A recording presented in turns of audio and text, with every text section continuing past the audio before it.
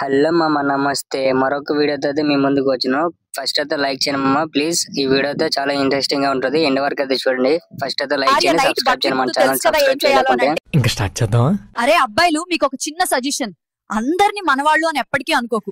ఎందుకంటే నీ సొంత తమ్ముడే కూడా వేరే వాళ్ళ కోసమే లేస్తాడు. మీ చెల్లి కోసం ఒక షాప్ లో 1000 రూపాయల నకిలీ నోట్ తో 700కి సరుకులు కొన్నాడు. 300 తిరిగిచ్చాడు. ఫైనల్ గా షాప్ ఓనర్ కి నష్టం ఎంత? 1000 రూపాయల నోటు మీ అయ్య తయారు చేశాడు. ఎప్పుడు నీ భార్య నీకు మంచం కావాలా మర్యాద కావాలా అని అడిగితే నువ్వేం కోరుకుంటావు మావా?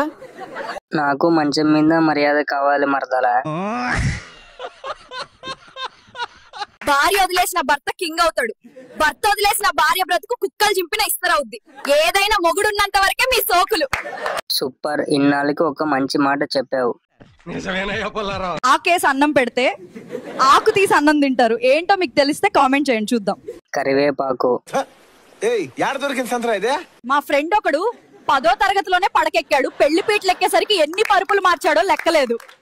మిమ్మల్ని పెళ్లి చేసుకోవడం నాకు ఇష్టం. భార్య నైట్ బట్టలు ఇప్పుతూ తెలుసు కదా ఏం చేయాలో అని అంటే, దానికి భర్త ఈ టైంలో బట్టలు ఉతకడం నా వల్ల కాదన్నాడట. తెలివి తక్కువ సన్నాసి. నువ్వు ఒప్పుకో బట్టలు, మేమేం చేయాలో చేస్తాం. ఒకడు చాలా కార్లను నడిపితే ఎక్స్పర్ట్ అంటారు. అదే ఒక్క కార్ని చాలా మంది నడిపితే డొక్కుబండి అంటారు. నేను చెప్పింది మీకు అర్థమవుతుందా? నిన్ను ఎంతమంది నడిపారు?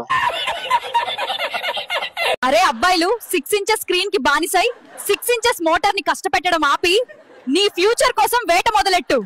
ఒసే ముండా, అందరినీ అరే అని పిలవకు పిచ్చి.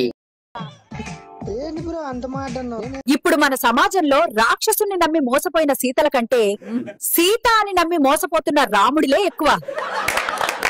నీకు ఈ డ్రెస్ కంటే ఆ శారీలోనే చాలా చాలా బాగుంటావు. ఆడదానం ఒత్తి పడుతుంది. ఇది మీకు గుర్తుందా? కాకినాడలో కాకి రెట్టేసింది. కా మీద పడలేదు, కీ మీద పడలేదు, డా మీద పడలేదు. మరి ఎక్కడ పడింది కామెంట్ చేయండి. నీ మీద పడింది. అమ్మాయిలకు రెస్పెక్ట్ ఇచ్చే ప్రతి అబ్బాయి సింగిల్ గానే ఉంటారు. ఎందుకో తెలుసా? అలా ఉంటే ఏ అమ్మాయికి నచ్చరు కాబట్టే. దాంట్లో ఏముంది? నీ వెనకాల బకరాల్లో నవ్వుతున్నారు. చూడు మావా, నీ బాడీలో బోన్స్ లేని 2 పార్ట్స్ ని కంట్రోల్ చేసుకుంటే జిందగీలో నిన్ను కంట్రోల్ చేసేవాడు ఉండడు. ముందు నువ్వు ఎక్స్పోజింగ్ తగ్గించుకో. ఆడదానికి ఎప్పుడు ఏమి ఇవ్వాలో ఏం కొనివ్వాలో తెలుసుకో. ఎందుకంటే నువ్వు రుచులు చూపించుకుంటే తరువాత పరిస్థితులు మారిపోతాయి.